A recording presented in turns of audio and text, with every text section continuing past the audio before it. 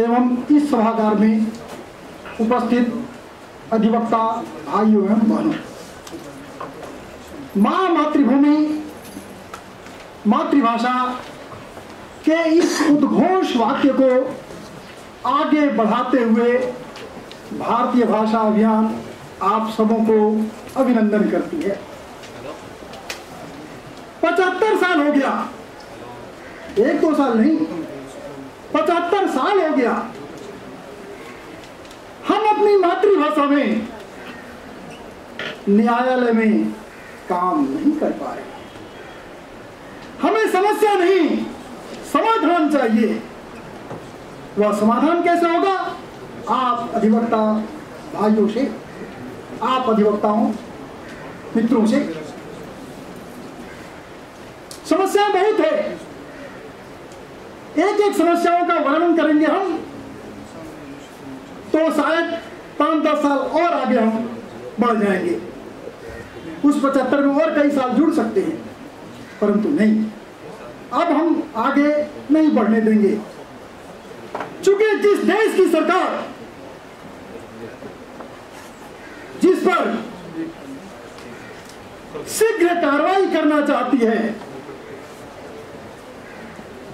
अभी अभी माननीय न्यायमूर्ति ने कहा कि राष्ट्रपति महोदय ने जबलपुर में कह दिया कि जनता जिस भाषा को समझती है, न्याय उसी भाषा में मिलना चाहिए। प्रधानमंत्री ने भी कहा कि भाषा पर कार्रवाई होगी। देश का सबसे बड़ा स्वयंसेवी संस्था राष्ट्रीय स्वयंसेवक संघ ने भी कह दिया, अपनी भाषा अपना देश। यानी चारों तरफ से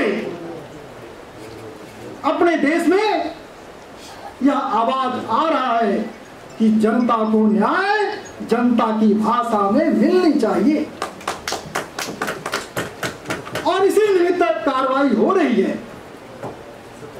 हमें ध्यान आता है, हनुमान जी लंका जा रहे थे, मैनाक पर्वत रोकता उन्हें कि भाई बहुत थक गए होंगे, थोड़ा विश्राम कर लो।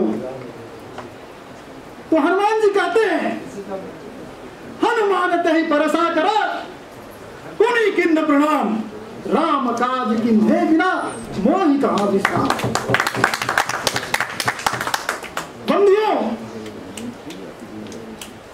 अब हम रुकने वाले नहीं हैं। अपने न्यायालय में अपनी भाषा में हम काम करेंगे।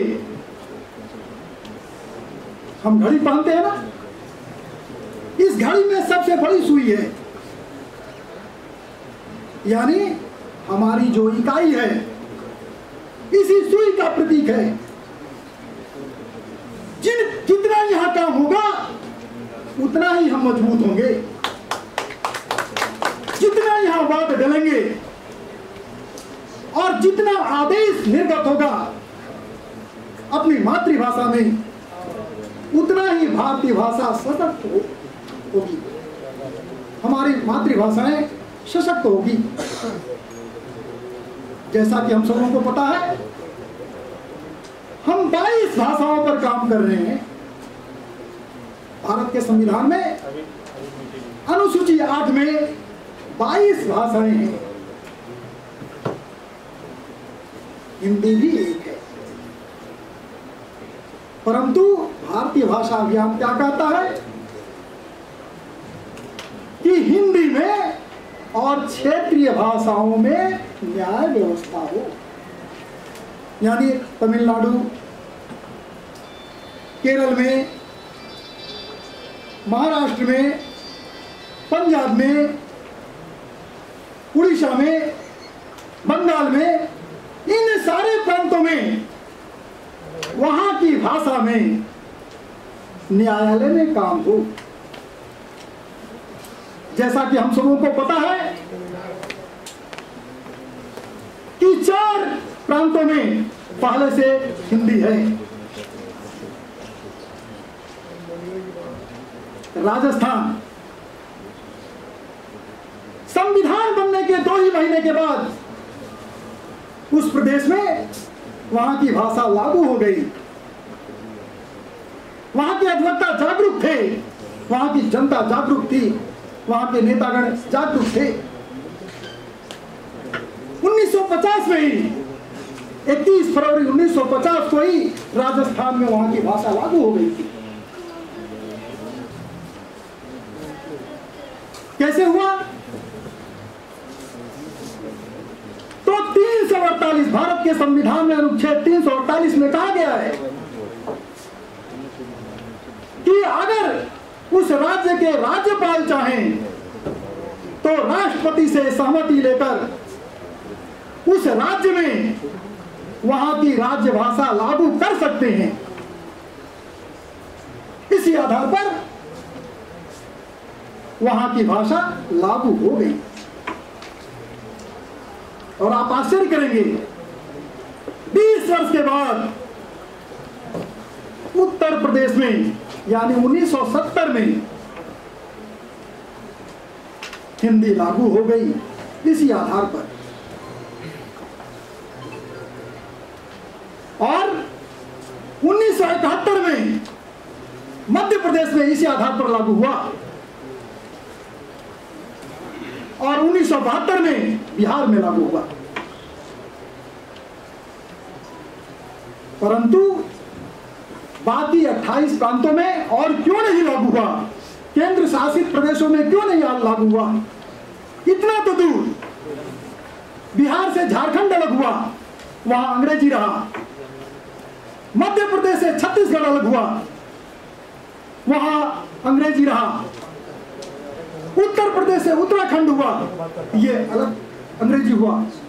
ये अलग होने के बाद सामान्य रूप से 2 भाइयों के बीच जो बंटवारा होता है वह उसी चीज का बंटवारा होता है, न कि चीज बदल देंगे। तो इसी आधार पर भारतीय भाषा और तैयार है कि अपनी भाषा में अब हम न्याय लेकर रहेंगे। इसलिए सरकार भी चाह रही है और भारतीय भाषा अभियान के कार्यकर्तागण भी चाह रहे हैं। लेकिन जागरूकता करनी होगी। सरकार भी इतना जल्द करने वाली नहीं है, प्रयास हम लोगों को करना होगा। क्योंकि अगर हम प्रयास नहीं करेंगे, अकस्मात कुछ हो जाता है तो वह भी ठीक नहीं। तो इसलिए इस विषय पर हम सारे अधिवक्ता बंधुओं को कार्य करना पड़ेगा। 2011 में और भारतीय भाषा अभियान का कार्य प्रारंभ हुआ। प्रभावी ढंग से 2015 से प्रारंभ हुआ। अब तक हम लोग अनुनय विनय से काम करते आ रहे हैं। चूंकि यह विद्वानों की सभा है, विद्वानों की सभा में बहुत ही विवेक युक्त तरीके से अपनी बात को रखना होता है। परंतु अब बहुत हो गया। कहते हैं कि विनय न मानत जल्दी जला, गए 3 दिन बीत, बोले राम सको तब है दिन होने। अब हमें अपने शक्ति का प्रदर्शन करना होगा, अपनी चट्टानी एकता का परिचय देना होगा। और जब इस भाव से हम सारे लोग लगेंगे तो निश्चित सफलता हमारी चरण चूमेगी। इसी कड़ी में बंधुओं एक छोटी सी घटना में बताना चाह रहा हूं। फादर कामिल बुल्के का नाम आप लोगों ने सुना होगा। स्विट्जरलैंड से वो व्यक्ति आया था। इसलिए आया था ईसाई धर्म का प्रचार करने के लिए। लेकिन वह व्यक्ति जब यहां आया तो राम कथा पर उसने थीसिस लिखा। राम कथा पर इतना बड़ा, इलाहाबाद में ही उन्होंने रिसर्च किया, अनुसंधान किया और राम कथा पर बहुत बड़ा लेख उन्होंने लिखा। कई खंड में उनकी किताब छपी है। और आपको बता दें कि फादर कामिल बुल्गे की जो हिंदी डिक्शनरी है, जैसे एक्सपोर्ट डिक्शनरी है, उसी तरह से जब कहीं दिक्कत होती है हिंदी के शब्दकोश की, तो फादर कामिल बुल्गे का वो डिक्शनरी हम निकालते हैं। यानी यह धरती ऐसी है कि बाहर से विदेशी आता है धर्म प्रचार के लिए, ईसाई धर्म का प्रचार करने के लिए, वह यहीं का हो जाता है। परंतु क्या दिक्कत है कि हम अपनी मां के कर्म आवाज को और न्यायालय में नहीं ला पा रहे हैं। आज यह सभा केवल उत्साह देने के लिए नहीं है, यह सभा है हम सबों को संकल्प लेने का। आज इसीलिए यह संकल्प पत्र भरवाया गया है, प्रस्तावना दिया गया है, आपका सुझाव भी दिया गया है। आशा है सभी बंधु इसको भर के दिए होंगे। ये जो भर कर दिए हैं ये ऐसे रहने वाला नहीं है, ये महामहिम राष्ट्रपति महोदय के पास हम लोग लेकर जाएंगे कि देश की इतनी जनता और चाहती है कि न्यायालय में अपनी भाषा में कार्य हो। और इसी कड़ी को आगे बढ़ाते हुए कुछ घोषणाओं का दायित्व मुझे दिया गया है, क्योंकि स्वाभाविक है कि दसों दिशाओं में जाए दल बादल सा छा जाएं। कैसे दल बादल सा छाएंगे? तो जब टीम रहेगी, हमारी सशक्त टीम रहेगी, एक विषय पर सोचने वाली कि किस तरह से इस कार्य को हम आगे बढ़ाएं। तो इसीलिए आज मैं कुछ नामों का घोषणा कर रहा हूं। सबसे पहले आज हम लोगों के बीच मुख्य वक्ता के रूप में श्री भगवान स्वरूप शुक्ल जी उपस्थित हैं।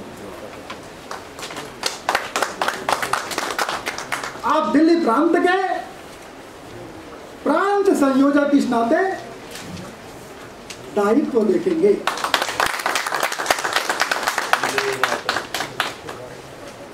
नाविक पर है विश्वास अटल, बाहों में दमखम है ऐसे व्यक्ति,